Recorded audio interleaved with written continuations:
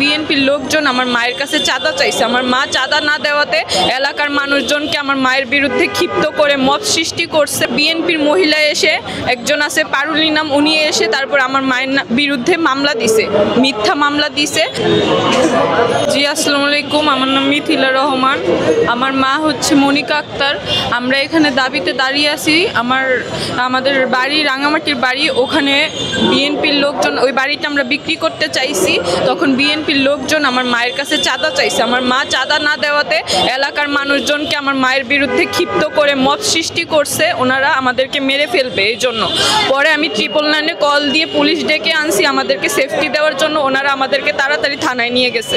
নেওয়ার পর বিএনপির মহিলা এসে একজন আছে পারুলি নাম, উনি এসে তারপর আমার মায়ের বিরুদ্ধে মামলা দিছে, মিথ্যা মামলা দিছে, আওয়ামী লীগ হ্যানত্যান এগুলো বললে। আমার আম্মু 2021 সাল থেকে কোনো আওয়ামী লীগ করে না, আগে করতো, কিন্তু 21 সাল থেকে আমার আম্মু আওয়ামী লীগ থেকেও 5টা মামলা খাওয়ায়। এরপর থেকে আমার আম্মু আওয়ামী লীগ করে না, আওয়ামী লীগকে ঘৃণা করে। তারপর থেকে হচ্ছে আমার আম্মুকে হচ্ছে ইয়াতে ছিল, আম্মু জেলে ছিল 2 মাস।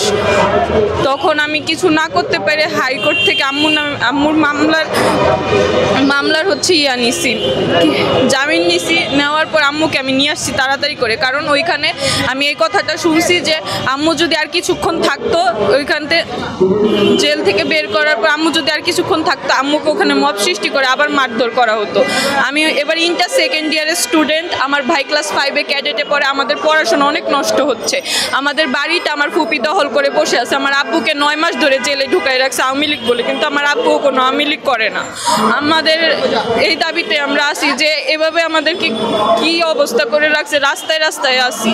ওনাদের পদ আমি এত কিছু তো বুঝি। নাম বলতে পারবেন যে কোন জায়গায়?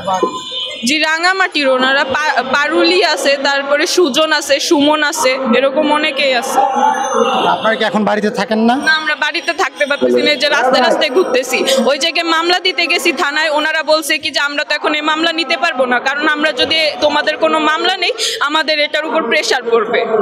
আপনাদের উপর কোনো হামলা করা হয়েছে এই পর্যন্ত? জি হামলা করা হয়েছে। ওই আমাদের বাড়িতে থাকতেই মানুষজন সবাই মিলে আমাদেরকে মারতে আসছিল। জি এখন কি দাবি করছেন সরকারের কাছে?